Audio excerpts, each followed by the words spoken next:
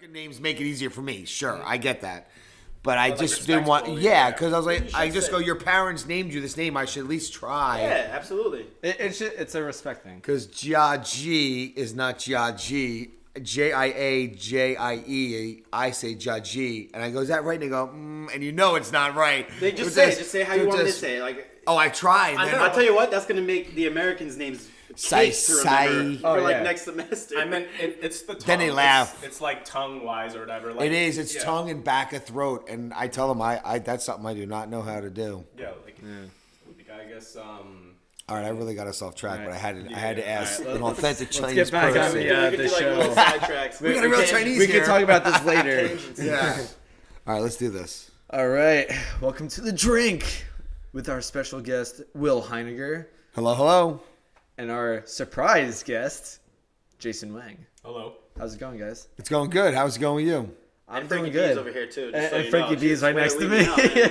He's not Make my important. own, you know what? Next time he's it's not the important. Frank show. It's the Frank. Yeah, we'll call Frank it show. the Daily Frank Show. And this is The Drink. So, how are you guys doing today? You guys are good? It's good. It's real good. How's your weekend so far? Over. Tomorrow's already back to work. So. Sunday fun day. Exactly. With NFL on. Yeah. It's good. I'm excited about this show. So what do you got, Ted? What's on the plate today? So I was thinking that we could touch up on, composting later, but weather in the atmosphere and touch up on a little hurricane action, earthquakes, all the global events that have happened lately, and then touch up on we know that you're a meteorologist and everything, so we wanted to have your input on how everything's going. Well, at least that's kind of a big task to assign, but at least it seems though for the end of September, beginning of October, the tropics are temporarily quiet, or at least seemingly quiet. It looks as though, I don't want to say completely gotten or taken out all the energy, but sometimes you get these spurts where you get 3-4 storms. Some are hugely impactful on, land, as we experienced with Harvey, Irma, and Maria. And Jose. Katia was down in the Southwest Gulf. That went ashore. So it looks at least those are quiet. Synoptically speaking, which is more of continent land masses and oceanic kind of perspectives, fall finally arrived in New Jersey, where we're broadcasting from, through a nice series of cold fronts. And it looks as though fall is going to be back. We'll have those up and down swings, but at least seasonably we're back to it. Whereas in September, it was 15 to 20 degrees above normal for most of the month. And more importantly, a lot of spots are dry. September is typically a drier month because it's that seasonal shift. We're in the transition kind of season. Yeah, right? so it's a lot like April and May. Even though April showers bring May flowers, April and May can be kind of dryish months. So September's the seasonally opposite, mirror of that, I should say. So September's been dry, and we'll see how October pans out. But everything seems to kind of be resetting back to normal, especially for the tropics, because the Caribbean and Texas need this long break. Oh, yes, they do. Yeah, for sure. So about these hurricanes, is it normal for us to have this amount of hurricanes and be this violent in such a short amount of time? Well, listen, any hurricane can be violent by definition, depending on where it's at. So, for example, Lee was out in the Atlantic that had winds of 75, 80, 85 miles per an hour for a while, sustained, and no one talked about that. So it's all a matter of perspective. So, yes, if it comes through the Caribbean, it will have an impact on somebody, whether it goes through the slot between the Bahamas and Dominican Republic and Puerto Rico, that kind of channel there, or into the Gulf. But a lot of it has to do with how we've changed the landscape of the environment, too. Warmer waters, meaning? Just development. Development by itself, for the fact that we've changed the landscape by building by the seashore. I think the fact is, 80% or something, or 90% of the United States population lives within 2 hours or 3 hours of a shoreline laterally or linearly. That's not that far of a distance. So, yes, we're going to have hurricanes. Puerto Rico probably has a longer history than us, if not as long. And it's all about a scale too. Their impact was more because of the severity of the storm, but also we have to look at do a post-storm analysis of what the buildings were built of and how they were built. You go to Antigua, you go to Barbuda rather, you go to the U.S. Virgin Islands. There's a different code there, a little more stringent, and yet they were able to sustain or endure stronger winds up to a certain point. So yes, they got destroyed. It was 180 miles an hour. But would have they've made 150? I don't know. Case in point, Hurricane Andrew 25 years ago, I think last month, came through southern Florida, and I tell my students this in my class that at the time, before that, there was a building boom in South Florida. No big surprise, it's Florida. It was discovered in the post-storm analysis because researchers will swarm on these locations and use the debris patterns as clues to how to, and code builders and construction officials will go and do scientific analysis they'll sift through the rubble and see what failed. A lot like how they go through a fire post-fact and find out where the fire started and how can we change the design of buildings. They'll do the same thing. They found out for a few $1,000s when they were building these houses down in South Florida, for a few $1,000s more on top of the cost of the house, they could have probably saved a great percentage of those houses. So essentially, the builders cheaped out. Not that it was required. So in their defense, it doesn't mean they had to do that at the time. But if they had been a little bit more coerced, a lot more of those houses would have been standing and survived because the roofs basically got lifted off. Once you lose the roof structure, walls collapse. So for a few $1,000s, if you're spending $300,000 on a house and I'm a homeowner and I'm paying a mortgage down, a few $1,000s more for that insurance is pittance against the entire cost of the house. Yeah. So if you're spending $3,000 to put hurricane straps in on a $300,000 house, $3,000 is do it. It's a no-brainer.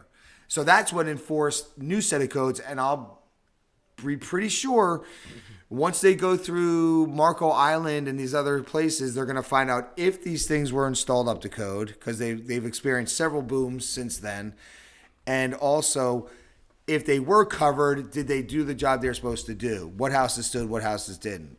And so it's hard to enforce that because you got people, it's a regulated industry, but not a regulated industry.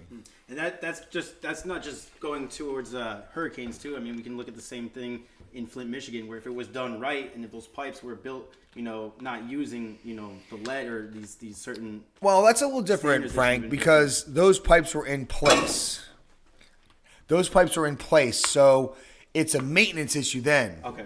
And so they did what they knew then. Mm-hmm. But based on the studies they've done since then with the discoveries of how lead reacts, then it's a matter, in that case, how do we pay for going back and replacing the system? Okay. And the fact that they didn't and they already knew that it was there and that this change could happen and yet still did it, that's the crime, at least the way I see it, for that perspective in Flint. And then it's also, you start thinking about social economic justice, who was being affected. Were rich people being affected in Flint? I don't know. I'd like to see it, but Flint's an old city. So they knew this infrastructure was old and they knew the chemical change probably would happen and they didn't alert the public. So I can't fault completely. Mm-hmm. They knew about it, but they maybe didn't invest and they just said, well, we'll just do it and it'll change. Because sometimes even everyone's water changes because of new chemicals or different chemicals they add into the water. But it's the maintenance, because if you got to rip up a town's water system, that's not cheap. It's a major infrastructure investment. Absolutely. And Flint and Michigan in general don't have coffers full of cash sitting around going, oh, let's just, that's what we see. We only see it affecting the people who aren't in the same category that you described earlier. I mean, it's affecting almost everyone. I would imagine it would affect everyone, but it depends where you live and what status you're in, a la Katrina 9th Ward, a la Houston, where they knew these rivers 50 years ago. Houston, as it expanded, they knew these areas could be prone to flooding. But people are gambling people. They'll take the risk. And sometimes towns will look, they want to increase their tax base. And what's the chance of a flood like that ever happening? They mentioned the Buffalo Bayou or the Bison Bayou coming through Houston. That's what one of the ones they were worried about. And it's a levee comes right through parts of Houston. I don't know the specifics of it, but a levee's meant to hold in water. So they knew if they got this once in a 1,000-year event, even 30, 40, 50 years ago, they just kind of whitewashed and said, oh, it'll never happen here. And guess what? It happened. So Houston will never be the same city in terms of land use, land planning. It's mindset I that didn't needs know to that change, actually. though. That was good to know. It's mindset, but it's also there are studies done in these towns as they build them up, and they know about it. But do they just side brush it away? Because unfortunately, everything comes down to money. Because it's a And tax you rateable. It's a can be home is proactive a about tax it, but rateable. nobody really knows about it. It's like, Well, why would we look do at New something until it's Jersey. noticeable? Well, And sometimes even past tense, which we're witnessing now, it doesn't even happen. The effects are obvious, and still nothing happens with it. They might have to start a blue water program that New Jersey has by the Passaic River or one of That these. was the Hudson. And the water, No, water it's is a not. huge thing. I mean, obviously, it's a huge thing. But by 2050, over 2 billion Americans can actually be affected by a shortage of water. Listen, Houston knew that was a floodplain, period. They knew it when they mapped out the city. They had the data. They had the information. They chose to build there. They're relying on the less percentage of anything happening. They're riding the house. They kept throwing the dice, and they kept getting lucky. They'd have some big events, 1 or 2 homes, 10 homes. You know, this is also extraordinary because the storm sat there. But that's when it matters most because now the jig is up and you're going to pay the piper. But they knew it was a floodplain, and they knew for 50 years. And I'm guaranteeing you, 50 years ago, those houses that are there were either just getting built in or they weren't there yet. So the city fathers, past and present. Yeah, because as long as we're obviously learning how to build better and construct our buildings and houses and all the above better, then they shouldn't go and say, hey, like we can get away with this. They should look more long term, and money's tight. But it's not about building better. It's about building locationally smart. True, You need true. buffers. They're called floodplains Absolutely. for a reason. If you look up any definition of a floodplain, even in a regular dictionary, it's a place where water overflows and is used as a temporary storage for high water events. That's the definition. You could build a house there. You're going to have to put it on stilts and then be marooned when these events happen again. So we need to start deciding where we build. Be more smarter about the location. Yeah. Absolutely. You got to give it, you know what? Because nature's always going to win. Houston, Antigua, Barbuda, Puerto Rico. Puerto Rico Got slammed, and Florida, obviously Texas. Florida. You know, those are islands. They're islands for a reason, either man-made or not. The elevation's not there. So, yes, how we build, but where we build, and nobody wants to talk about that. Because towns, New Jersey, they don't want to give up that barrier island. Technically, that barrier island, for those that don't know, between Bay Head and Seaside Heights is technically a barrier island. A barrier island is a border and a protection mechanism for the mainland. They build houses on there. Well, those houses are expensive. They bring in a lot of tax base. Environmentalists will say that should be a park. Towns will say, I can't give that up because now I'm not going to have any tax revenue to provide services. I'm glad you brought that up, Will, because, for example, when Sandy hit us, everyone was devastated because all the water came straight through, and a lot of people in the middle of the island, not the oceanfront residents. There was a huge discussion and debate about, can we put more sand dunes on the beach so it would protect it was denied because it was denied. Ruined the aesthetics of the beach. Yes, that was definitely an not extra even- question not on even- our final not- for not- environmental law. Not even that. It was a lot of people that were not on the ocean front. They were, a couple blocks away from the beach. We call that Bayside. That too. Yeah. Bayside. They were arguing with a lot of the beachfront residents because they got affected by the hurricane and not a lot of the waterfront residents did, and because a lot of the residents were their income was a lot more than the other residents, there was a huge debate about it. And didn't we talk about that too? Yeah, we've talked about that a lot. It comes down to money. At the end of the day, environmentalists can say what they want, but until you have people not in an area, for example, south of Seaside Heights, you have Island Beach State Park. That's undeveloped for the most part, except for a few early standing structures. That got hammered, but in a much different, less impactful way because there's no humans there with the impact.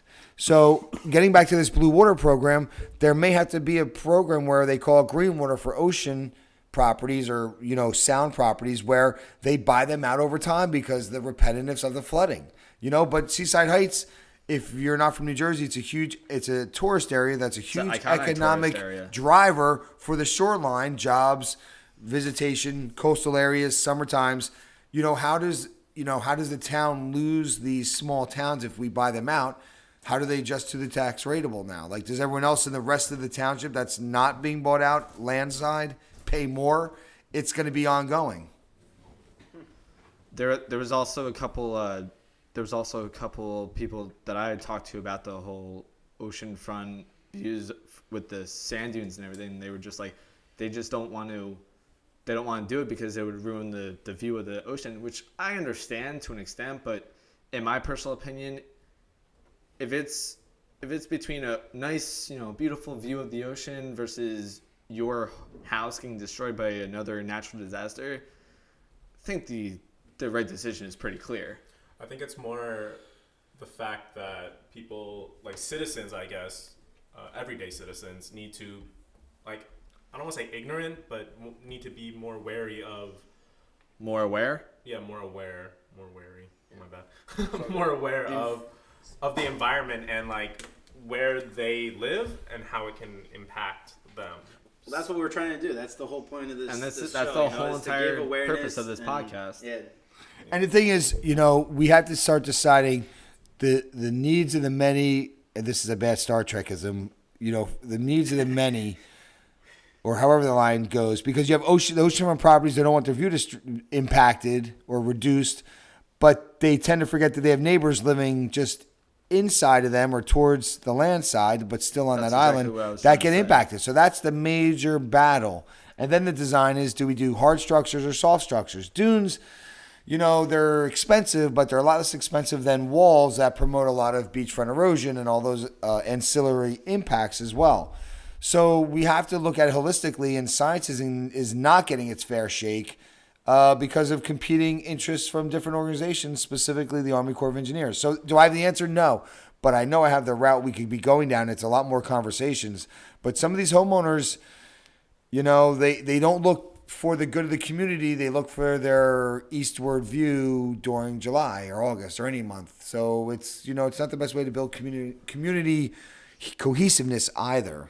Well, the unfortunate part is also when you're in a certain situation and some people are like, oh, I understand how you feel, but you're not in the situation. So how can you say what you're going through, So it's the same concept, just obviously that. It's just empathy. I think everybody has a certain amount of, that they can feel from somebody else. I mean, obviously you'd never be able to go through exactly what someone else has been through, but, there's other events in everybody's lives that affects them differently, and I'm sure that is a relatable basis, All right. That played out last point in Harvey because the Senator Ted Cruz was one of the ones back in 2012 that stymied and delayed the Sandy aid. His argument was there's a lot of pork barrel and there's a lot of other ancillary projects that wasn't core aid, but it was very funny when Harvey comes, all of a sudden he's trying to fast track congressional aid through the system, and everyone called him out on it. And his quote was, "Oh, we don't need political sniping right now." And it does come back to haunt you. It was kind of a topical thing in the news where he was the one that blocked the aid, and all of a sudden he needs the aid, and he's crying, "Oh, we need to get the aid to Harvey. We got to fast track the money, a relief package through Congress." And everyone said, "Well, why did you make us wait 30, 60, 90 days or whatever it was for Sandy?" And he goes, well, we don't need to have political sniping now. And people just rolled their Yeah, eyes. because he was just trying to cover his butt. Because the shoe always falls from the other foot. So if you're waiting for it to fall, it will fall. And you never know when it's going to come back and bite you. Yes, does he have a point? I agree he does. But at the time, you have to look at the benefit for the nation as a whole. Because Houston contributes to the national economy just like New York and the metropolitan area does. So you have to look at the whole and just say, you know what, maybe we just have to suck this one up and take it for the team. If it's not the best bill we have, let's do it for the team. And then work on the processes to not let that happen again. Expenses. Yeah, it's a complicated thing, when you're talking about disaster relief aid. And Cruz has some valid points. I get it. But he also forgot how quickly he complained about the fat on the Sandy bill. I'd like to see the Houston bill and see if there's not similar kind of fat projects on that for future endeavors. Because even today, there's still endeavors under the FEMA Act and those helpful packages that we're just starting to tap into now that are going towards shoring up, I should say, for lack of a better word, post-Sandy events. And Houston's going to have the same thing. They're going to have long-term projects they wanted funded absolutely. that they might get funded now. So you have to look at it short and long term. Is it cheap? But you know what? It's one of those times it's the betterment of the country, and that's where the bipartisanship should show through more transparently. Well, I totally agree because I feel like that when everyone's saying, "Oh, let's go help Texas with the Hurricane Harvey relief," and I was even talking to Frankie a couple weeks ago about starting a GoFundMe account. And I want to send the proceeds for this podcast that we get to Hurricane Harvey relief. And it sucks because there's a whole bunch of charities that, you could send the money to and everything. But it's unfortunate because I hear rumors all the time of where you can send the money and there's the American Red Cross Association, there's There's a ton of them. There's a ton of them. But what I'm trying to say is that the way to get the money to them and what they do with it. There's a lot of administrative costs, they say, with some of these organizations that dilutes your full. If you donate $1, there's been some analysis, not to cut you off, Ted, but I can say it, it's all right. that only 50 cents or 25 cents goes towards the person or the people, and the rest goes to the organization for whatever cost. Agreed. Yeah, I would counter with, if you're going to take the proceeds from here, people always say, well, what can I do to help? How can I help? I want to help Harvey. Help your local community. There's people that are still here that have needs and other issues. People are hungry in Texas as much as they are in New Jersey. So, people say, I want to help. Yeah, you can help by helping your local community. We got to help our local community first. And we're not diluting Harvey's issues, but if you're not sure, help your local community. Not even a flood related, just help, just in general. Yeah, for whatever issues you guys. It's not hard. And you could do it in the name of Harvey helping. But, there's plenty of things in each community that people can keep doing that or start doing. It doesn't have to be just because there's a disaster. And that's what most of Americans respond to. But it takes a while. But there's still plenty of things to do in your local neighborhood. 20 Texas representatives and senators who voted against it. Apparently it passed anyway. So they still helped. And the whole thing was that New Jersey said that it doesn't make two wrongs don't make a right in a way. That's not verbatim. Well, we're smart. We're smart. The senators and Congress members are smart because they don't want to start a war. Well, we're going to get you back because they know. Internal war. Yeah, which we already have in multiple ways, but that's a whole other thing. But they know how to work the system because they knew this would. Time. It was a matter of time before Texas had a disaster of some sort. So they knew, they would look better if they don't go after them. They called them out on it, but they're not going to hold up the relief because they said, in some of the quotes I saw in some of the multiple news sources, was that, we knew something was going to happen and we're going to take the higher road because we know what it's like for the people there. So it even undermined Cruz's comments even more, which is even better because you never know when a disaster is going to strike somewhere. Does it get out of control? Yes. Yeah. But do these events happen every week? No. And this year's a little bit more sensitive because you had Harvey, then you had Harvey, Irma. Irma Zan. in Florida, and then Maria in Puerto Rico. So it's maybe a trifecta or so this year. It's a bit more active. But New Jersey was smart. They'll play the game and they'll say, well, listen, remember, we'll be nicer next time, so don't be a pain to us. Because Houston does owe some of its existence to our economic driver of New York City. As much as, to a certain degree, we owe Houston because of their oil infrastructure industry that's there that we depend and rely on. But the shoe always falls. I think we could take a break for now and come back in a few minutes. All right, and we're back. We have with us Will Heyniger and Jason Wang. Say hi, everyone. Hi, everyone. Hello. And next to me, we got Frankie Brugal. Hey, yo. So, we are back with this, talking about hurricane formation and atmospheric science, diving into a little bit of those topics.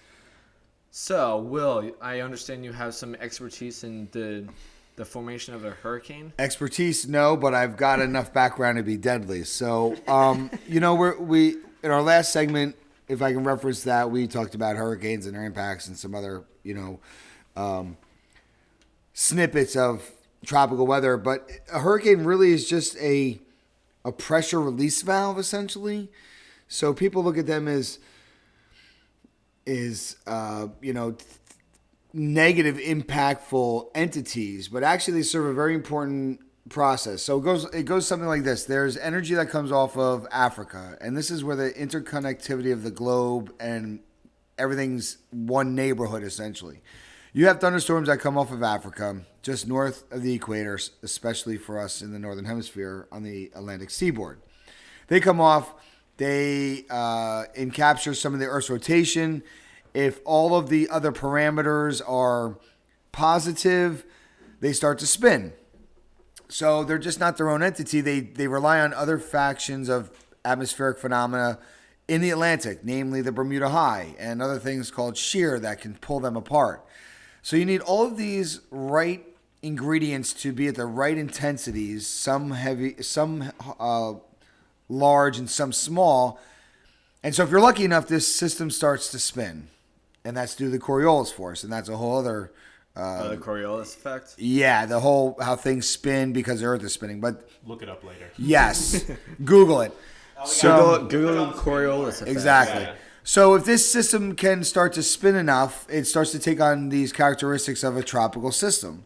Now, what makes them unique is that any other storm system that we're used to in North America, they are typically referenced as having a middle part that's cold. They're more of low pressure systems happen because there's a difference between warm and cold air. Hurricanes are unique because they are insulated and they are very warm and the warmest at their core. So you ask me, why are they warm? Well, they basically steal the tropical heat that is stored in the equatorial ocean regions, around the equator, the very warm ocean waters. They steal that heat. That's their fuel for their energy. So as long as they're over an ocean that's warm, they will survive. Anytime they go out of this boundary or area and into water that's, say, below, I think it's 85 or 86 degrees, as soon as they start crossing into water temperature that's lower than that, that's basically throttling back an engine, and ultimately you starve an engine of fuel. What happens? It stalls and dies out. So that would be the terminus. So as this thing starts over warm water, it's actually serving a very important purpose through all the layers of the atmosphere. In essence, a hurricane takes warm tropical energy and heat from the ocean and the air, transports it horizontally along and around the Earth towards the islands and the east coast of the United States, and sometimes the central part of the United States. But ultimately, it takes that warm air and warm moisture, and it moves it northward. So a hurricane serves a fundamental importance by helping maintain the Earth's overall heat energy budget, because warm air likes to flow to the poles. Cold polar air likes to flow south, and that's how you modify and moderate the Earth's overall temperature. So when they kind of cross paths, they tend to spin. Well, not crossing paths, but it's a general flow that the hurricanes take energy around the equator, and they're called other things in other parts of the country, but they take warm energy around the pole of the equator, they move it poleward, either north and south hemisphere, and cold air that's in the northern and southern latitudes, the high latitudes towards the poles, ultimately slides to the equator. So it helps balance out the energy. So the thing is, are they destructive? Yes, but that's destructiveness is in the eye of the beholder, because storms that are very strong and stay out in the open water, they're just fish storms. They don't bother anybody, but they still serve the same fundamental purpose. Harvey was unique. It stayed there, but it still moved energy northward. Maria ultimately moved north, distributing that high equatorial region temperature poleward, and so did Irma. And it's on the order and magnitude of millions of tons of equivalent TNT in terms of energy. That's what we use as a gauge, is a TNT or a dynamite explosion. Nuclear bombs are regarded the same way. But without that moderating influence or entity, the equatorial regions would be too hot, the poleward areas would be too cold, and there'd be no mixing of that. So this is just a gear in the entire cog of the Earth's climate. So they kind of aid in distribution of of temperatures, so everything stays kind of like equal balance. I tell my students the Earth is always in seek of balance, and with seasons and rotation, the Earth naturally is always out of balance in a sense. It's always kind of unstable, correct? Well, not unstable, but it's just not in balance because we have a night and a day. We have a tilt. It adapts to itself, and it's correcting itself, if anything, with these storms. But it's just that it has a different sides to it. There's a light and a dark. Exactly. A warm and a cold, and the rotation is important. So all these individual pieces ultimately end up to equaling or getting to a point where the Earth is there's energy for habitation, and people things can exist there, because without rotation we don't get the Coriolis, we don't get mixing of the air, and without seasons we don't get this unequal heating. So it's the unequal heating and the way heat flows in a system based on scientific law that it's a self-perpetuating engine. So all the things, the seasons and the tilt, and we have warm oceans and cold oceans, and we have rotation, all of those add up cumulatively to distributing heat. That's what we want to do. And a hurricane is part of that. And a hurricane, once it forms, if to digress back to the point, you have a tropical wave. It's semi-organized. It has potentiality of getting stronger. If it advances, it becomes a tropical storm. That's when it gets a name that we commonly refer to it as, and it gets status, so records can be kept on it. If it continues to increase its strength up to 74 miles an hour, it makes it into a hurricane.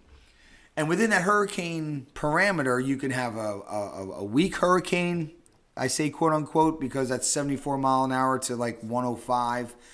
And then winds, as you go up incrementally at certain breaks, make it into a minor hurricane, a major hurricane, or a minor hurricane, a medium hurricane, or a major, of which Irma was at one point. Maria was. She had 160 mile an hour winds. Harvey had superior winds, but it turned out to be more of a rainmaker. And so you have these different characteristics. And as pans out, it's the wind people die from, but it's more so the freshwater flooding. So you have a lifespan within the life of a hurricane. Once it goes over land, it's like it starts to starve itself of fuel because land doesn't have moisture like the ocean does. And once it goes over land, big enough, it'll start to wither and die, as we saw with Harvey over a week. And then, you don't know, but I should remember these names by now. Irma went over Florida, and Maria fizzled out, as did Jose, out in the Atlantic because it mixed up the ocean with such tremendous waves that it brought up cooler, deeper water, therefore cutting off its fuel. So everything's temperature related in the quest to seek balance. So basically, in a nutshell, it's like water fuels the hurricane, and then land kind of dries it out. Suffocates exactly. It suffocates it. It cuts off technically its fuel source. Water is an amazing molecule. It can hold a tremendous amount of heat. So when the storm evaporates that over the equatorial regions, it takes that heat with it in the molecule. And when you start to form clouds and thunderstorms, it releases that heat. And that's the starting of the engine, is that process. And if you can sustain that, your engine, your heat engine of a hurricane or thunderstorm initially, is the running of the motor. And as long as you have fuel, your motor will run, everything else being equal. Just like a car. Just when like you a car. keep gas in your car, Yep. you could keep on going. Once you cut the gas off, go over land, the fuel source is gone, the engine will ultimately run out. It may not stop immediately, it'll spit and sputter and then fizzle out. Exactly. Science. Science rules. Well, we'll be back again after this quick break, and we'll talk to you about composting methods and what it's all about. And this is the drink. Stay tuned.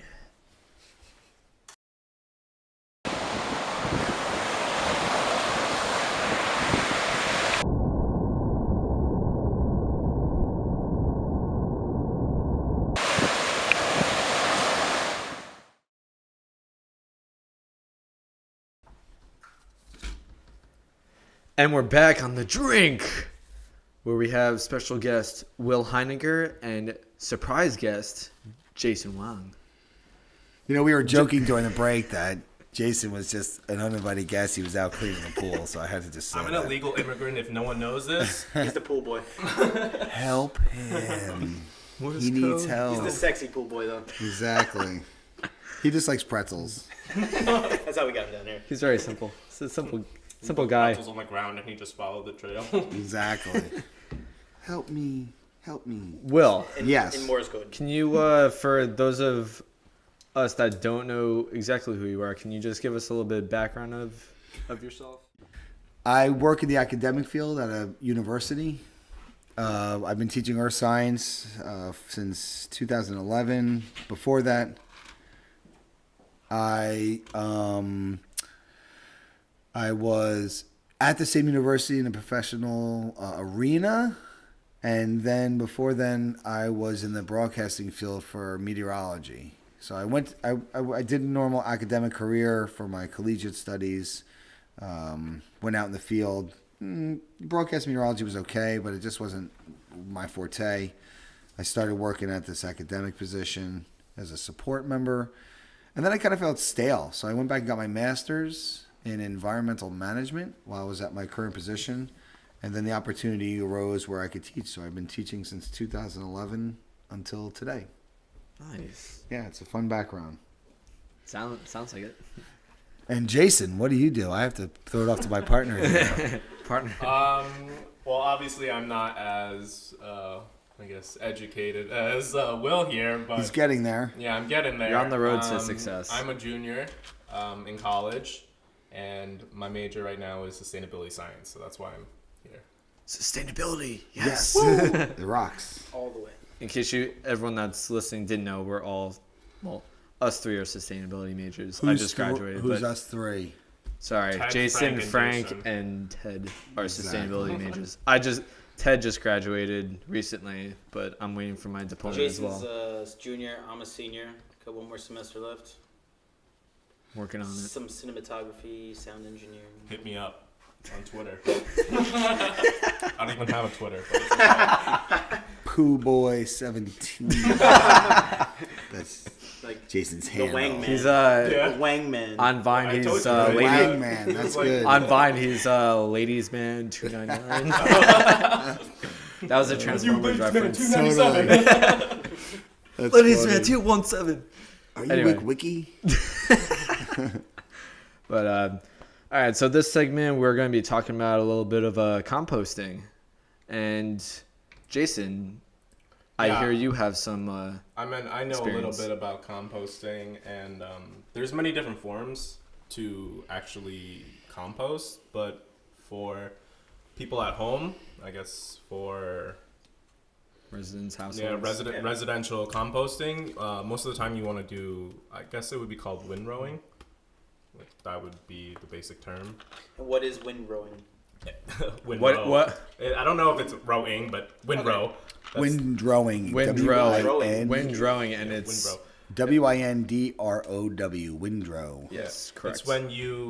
It's when you have compost or you have the materials for compost, and every couple of hours or It's more like every couple of days. Depending on how large your operation is or how large your composting is, you have to flip it and aerate it out.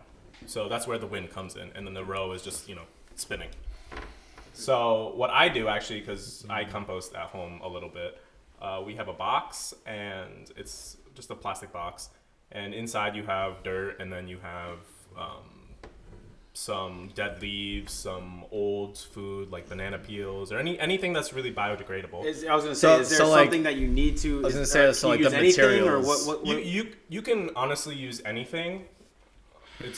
You're just trying to reuse old scraps that you normally throw out, and it goes to the garbage essentially, and just produces methane, which is bad for the environment.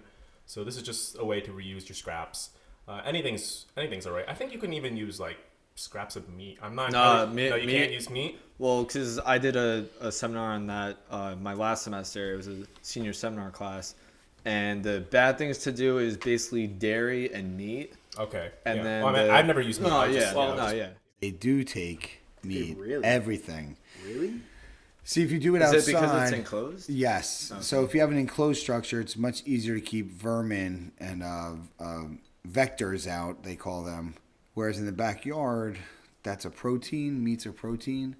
And that tends to waft more as they kind of attracts, you'll get critters. yes, exactly. They'll Although attract other animals. I'll still get critters in my backyard composting, even if I'm not doing meat. I'll get squirrels nibbling in the hardest, deadest of winter because of all of the food sources. So it's you can get them, but typically no meats, cheese, or dairy. Now, if you slip in a half a meatball and you bury it, if you have enough mass, that's also important. Usually backyard composters are maybe not even a quarter of a yard. They're very tiny. But if you can bury it, if you can bury it and obscure the smell and keep it deep enough and let it sit there, you won't have a problem. I've done crab shells, which probably would be tough because it's got crab meat left in it. Yeah. But I buried it at the bottom and just let it sit there instead of turning it like you said, which we should. At that point, burying it gains the advantage of, you could go anaerobic which is without oxygen, but I need to gain the composting method time and advantage of getting rid of that material. So you're not going to throw a T-bone in there, but if you slip a half a meatball out of a sub or spaghetti and meatballs, I mean, if it slips, it's not a it's huge small. deal. I just wouldn't be taking your weekend barbecue tray and leaving it on the top of the material. Just bury it. I mean, unless you want the compost to go wrong and unless you want half of the wild backyard back in your yard. Unless you want some animals to be harvesting in your backyard. And it's not bad they're not there. It's just that they chew through your structure to get to that, and that's where the problem just causes more issue. That's where the problem surfaces is. My God! And actually, another topic that Will brought up. There's actually two types. There's anaerobic and aerobic. And anaerobic is without oxygen, which when you don't turn it, that usually I believe has. It's not really a smell, but it's usually ammonia, right? Yeah, ammonia. It smells like rotten eggs. Yeah, there's a certain smell, I guess. Aroma, odor to it. And then the aerobic, which is when you turn it and then you aerate it, but that also does have an aroma, but it's not as pungent. And that's more of an earthy aroma, like a rain-soaked forest. If you ever smell wet leaves, it evokes not a negative connotation. It's more of a pleasant memory usually. Once because you go back and you think, oh, freshly fallen leaves, a fresh rainfall, or I was a kid and the leaves are on the ground, and all those things. A little pleasant mood.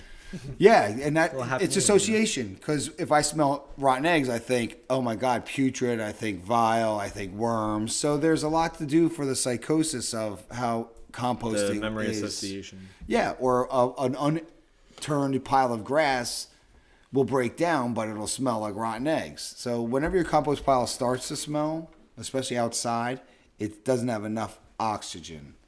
So at that point, you have to turn it to oxygenate it. And actually, even the backyard composters should be turned during the heating season. The warm is once or twice a week if you can get to it, because the microbes which they come from, which are already in the food, break down the material that effectively. And so you also need a carbon source. That's the thing we didn't mention. Yeah. Food is mostly nitrogen.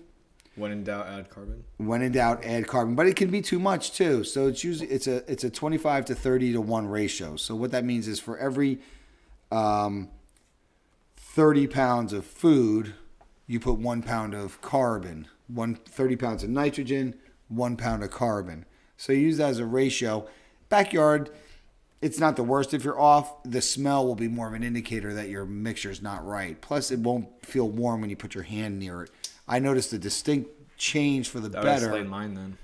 Was that? I said that would explain mine then. Exactly. Because I've been trying mine for about 6 months or so, and it's not cooking essentially. But I haven't like churned it as much as you're supposed to, which was not one flag, and then the second flag is like when I would touch it, it was like kind of moist in some areas and then like dry in some areas. Yeah, you're not mixing enough. I just wasn't doing it right. It's not hot enough. It's since I'm like a first time at composting or trying it. It was totally trial and error. Yeah, that's what it is. You know? And you won't get heat during the winter because us backyard composters don't have enough volume to keep the thermal mass going, so it'll trickle down.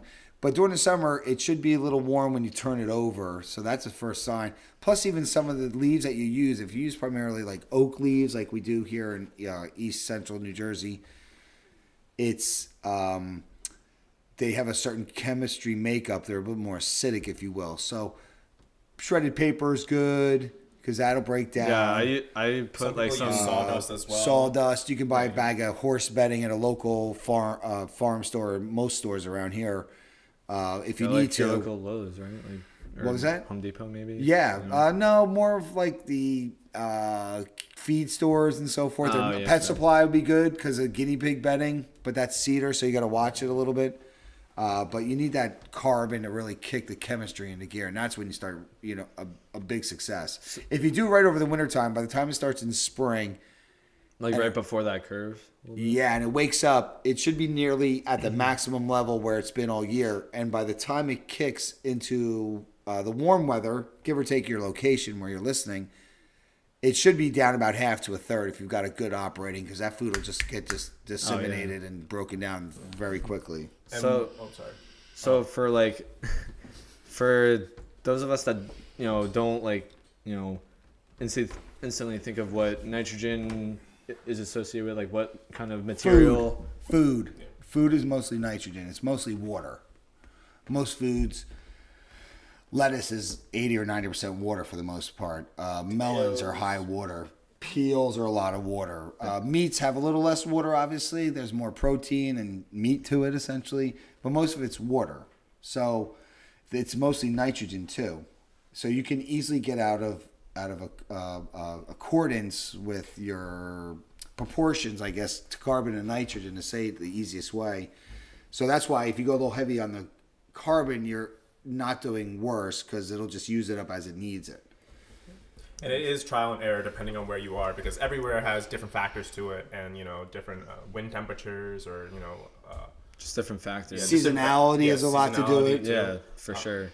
What we didn't mention either is you need to use usually worms, like red worms. I think that's the specific type of worm. I hear that's like one of the easiest kinds of composting. Yeah, you shouldn't just dig up a worm and be like, oh, this is gonna compost or whatever. It's you gotta get a specific type of. Yeah, but they'll migrate too. I've had experiences where they'll actually migrate if you do it on the bare ground. They'll find their way into it because that's where all the nutrients. The levels start building and then they kind of fill in over time. Yeah. So they won't last the cold, I think, around east where we are in New Jersey. It's too cold for them unless they're insulated. That's what I was going to try to build off of you, where I went to a extra credit event up in Union for Dr. Shevitz, and who's one of your teachers? Should mention. One of my teachers, Dr. Shevitz. She's fault. Awesome. She is a very good teacher, by the way. I got extra credit for going to this event for composting because it was part of my class, and they were talking about vermicomposting, which is using, isn't it the the type of worm is like red something. Yeah. worm. It's like red worm. That's Yeah, why, it's like that's red why I'm worm. calling Yeah. it. That might not be the exact Don't quote name. us on that, but Yeah, I'm don't pretty quote sure us on it's that, but red it's something something similar. worm. And they had a small stack of tubs, and they cut some holes in it and everything for ventilation. Yeah. And they just put banana peels, some fruit Bread. peels, bread, Yep. all that kind of stuff, and even some paper scraps, cardboard straps, and they went to town. It works really good. I've heard that it's more it's you have to do it right. That's what I've heard. No, yeah. So that's why I said it was trial and error, because depending on where you are, you can fail a lot, and like it's sort of like growing food or plants Starting or a anything. garden, like, you know. Yeah, starting a garden. Not everyone has a green thumb, and like depending on where you are, your That plants also impacts your how- plants or your vegetables that are growing. Some of them might wilt, some of them might not fully get the nutrients they need, or they might just not have the right conditions. So depending on where you are, you have to kind of feel it out. You can always look online too. Definitely do your own research. Yeah, do first your and own then research. Go from Usually, there's plenty of people in different areas that have done composting. We're trying to make it more popular. Right. But for the people that have done it at home, it's kind of like a recipe, and you just You tweak it. Yeah, you tweak tweak it a little bit for your location primarily. And to backtrack, the most important thing is that it has to be fun. Because if you're not interested in it, then it's a chore, and that's where then you large-scale just- composting gets lost, because people looked at recycling the same way. You guys are a little bit younger than I am. But I remember when recycling was introduced, and it literally was like getting a kid to go to school. I don't want to compost. What's the point? And Don't let me go to school. The government sector, yeah, they taught in school though. yeah, well, kids bring it up there too, but I remember when it started, the whole process, people just did not want to do it. And now it's second nature. So it's generational as well. Plus, it's the volume of space it saves in landfills. That's the most critical thing. Because one, we're running out of space. And two, people wanted their garbage to go away. And away is now coming here where you are. And if you're wherever you're listening this to, there's a landfill around you somewhere, and it's filling up, and they are concerned about that. So it's about the interest, about having fun doing it. So obviously the starting out point is going to be tedious, but once it starts going, it'll be like second nature to you. You don't have food scraps, you just throw it in, and it'll work it by itself. And then every couple of days or every couple hours, depending on you just turn it for the aerated ones at least. And you just leave it alone, and it'll do it by itself. And there's a ton of commercially available ones where you can rotate it. Kibashi is, I think, a type of Japanese or Chinese fermentation. There's a whole bunch of different styles. So the one we're describing may not work for you or may not interest you, but to do it, there's a lot of different apparatuses out there from many numerous websites. Just look up food composting. Backyard food composters. A quick Google search has. And actually, next week we can go into detail on how to, set up a garden. You can find out where in your yard where you get the most sun, regardless if you have trees in the backyard. And we'll touch on hydro, aqua, and aeroponics as well, because I just looked into this one place in Newark, and it's like an aero farm. It's all indoor. They use aeroponics, which is different, which is just the spraying of the roots. They don't have like a soil medium. Right.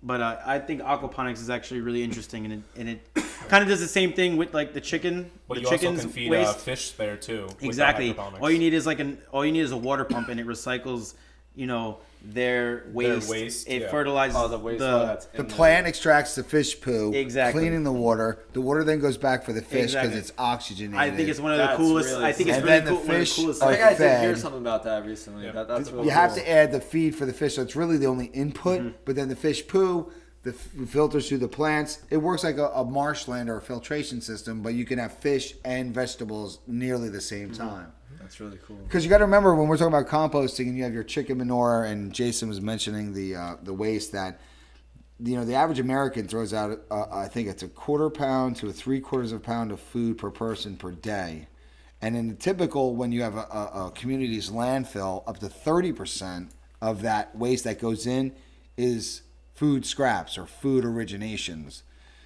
So from an economic standpoint, when we're talking about composting in the backyards, it's easier for the individual homeowner to do it and divert that out. Yeah. But then if they have to do it on a scale of whichever serves that sanitary landfill, that's a timeline of existence. So if they can extract 30% or hopefully up to 30% out of their waste stream, that extends the life of the landfill. And nobody wants to see a landfill, but we should get to a point where landfills are for true waste or something we can't use. Like we literally can't use it, not just Yes, like, but okay, this and is, at that point, there should be more streams of diversion for the couches, the cushions, the mattresses, and all that stuff. So it's a multi-pronged attack, but food is 30% of a waste stream going into the average landfill across America. That's a lot of volume, and that extends the life of the landfill for many years because there are very slow plans on how landfills are going to be extended. And nobody these days with awareness wants a new landfill in their backyard. No. So it's advantageous for everybody. So I highly encourage it. All of us encourage it because we're the sustainability geeks, essentially. You really enjoy it. And personally, there's 2 people in my home, no children, average size house. We've gone down to just barely a plastic garbage bag. And I even hate using plastic a week from a traditional size 15-gallon or whatever it was. We use the shopping bags as little as we want. So it makes a huge difference. I haven't had to buy fertilizer in a couple of years or very minimally. And you can use all your leaves, chop them up, throw them in your garden or under beds. Run them over with the lawnmower a few times. It's closing the loop too. No, it's closing the loop. Yeah. You just crunch them up or put them in a pile, crunch them up and spread them Last year I did that and I gathered all the leaves up and threw my Chopped them lawnmower a few times because the more it's chopped up, the quicker Exactly. it More surface decomposes. area, essentially. That can. And that's a huge extra effort that towns used to do because before, even when I was a kid, my dad remembers people just put them in piles and light them. And that was kind of nostalgic too. You have that burning dry leaf smell. So I could understand that, but there's a different input. This really has the most minimal CO2 input into the atmosphere because it's not. Because you're reusing the energy that's in it. But the microbes break down. They're like you and I, where they breathe oxygen and they give off carbon dioxide. But it's not a negative impact per se, because if you threw that banana peel out in the woods, it would give off the same amount of CO2. Whereas the leaf necessarily may not burn. That's why that's considered an additive to the CO2 problem. Whereas a microbe, healthier alternative. Exactly. So the microbe lives in balance with nature because it gives off CO2. That microbe improves the soil structure for the plant material, which then gives off oxygen. So that's why it's not a negative impact for the CO2 overall climate. And also, in a nutshell, if you compost, you also save money on produce and everything. And yeah, you also know how your produce is being made, because you're just not buying it from a supermarket and saying, hey, I hope this one's the most fresh. And you're controlling what you're eating for the most part. Totally. Because it comes from an economic viewpoint from your home. Jason, your family buys a head of lettuce. It costs $1. Let's just keep numbers even. Mm-hmm. Well, most families peel off the first few cents of outer side of that head of lettuce. Well, that's throwing away money, essentially. And once people see that, because it always comes down to money, we mentioned multiple times in this podcast. It adds up. It definitely adds up. You take that few pennies, well, if you take the time to turn it into compost, that value is remaining on your property. It's not leaving your property. So then that few pennies over a season adds up to a bag's worth of fertilizer. So you're actually getting the full value of that dollar's expense on lettuce into your home perimeter border, your property border. It's not going away. And besides the feel good and stuff, it has to be economical sense to people. I've been in this in a few years, not as long as some others, and longer than others, and not as long as some. But it always comes down to economics. And once I started telling my wife about it, it started clicking that we should, because that's getting the full value of what you buy for that. So out of $1 lettuce, you're using 90 cents. Where does that 10 cents go? You buy more than $10 or 10 heads of lettuce a year, that's $1 worth of produce that you could redo. Even if you just plant a flower, forget about growing food, you're keeping that value on your property. Absolutely. Yeah. And it's pretty. everyone has to understand that it's not instant gratification. It's not going to happen like immediately. You'd be like, oh wow, I'm going to be a millionaire just because I saved a couple pieces of lettuce or I composted. It's something that happens over time. But like as it builds up and as it keeps going, compound effect. Yeah, you guys will see a difference.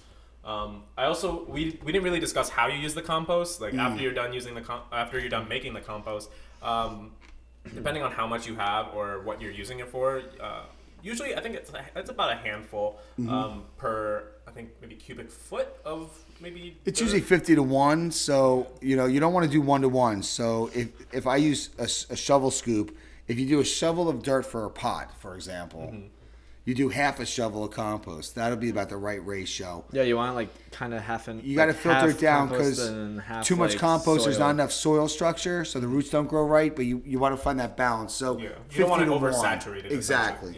Yeah, but you'll just mix that in with with your dirt or whatever you're planting, and you just usually it's about, I believe, depending on how deep it is, it's about maybe an inch or 2 deep that you want to mix it in, and then that'll just be extra nutrients for your plant or your vegetable to grow. Actually, it's better. Yeah, it's When I started mine, I just threw everything not everything I could, but what you're supposed to throw in. I filled my bucket up to the T, and every couple times a week, I would be like, okay, on my checklist, I have to do this, and I would take a pitchfork and just rotate it, and then just leave it for the rest of the week, and literally it just does it on its own. Yeah. It does. It's a natural process. That's that's the best thing about sustainability. A lot of the stuff that we do, we help it along, but most of it, even if we didn't do it, if humans weren't here, it would happen by itself. We're just getting out of the way because nature has perfected the processes on how it reduces, reuses, and cycles things. Even us, if we fell over dead in the woods, we wouldn't sit there for millennia. Maybe our bones would, because they're very hard substrates. Certain but the meat, the flesh, and the brain material, nature has a way to break it down. We're just organized. Carbon cycle. We're organized assemblages of the periodic table. That's all we are. That's all anything is on this planet. Molecules. We're just molecules. And those microbes, as small as they are, there's so many of them. They do the job. We just isolate them so that they can do their job, and we get out of their way because nature's perfected the system. So that's a good point. Yeah, and we just benefit off of what naturally happens, what naturally occurs. So. Agreed. Definitely. So if you're interested in composting, try it out. Try it out with a friend or a family member.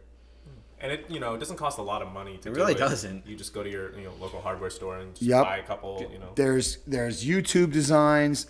Some municipalities subsidize composting backyard units that are very safe. They're about the size of R2D2, but every they are. No, I know. And there's some other ones that have certain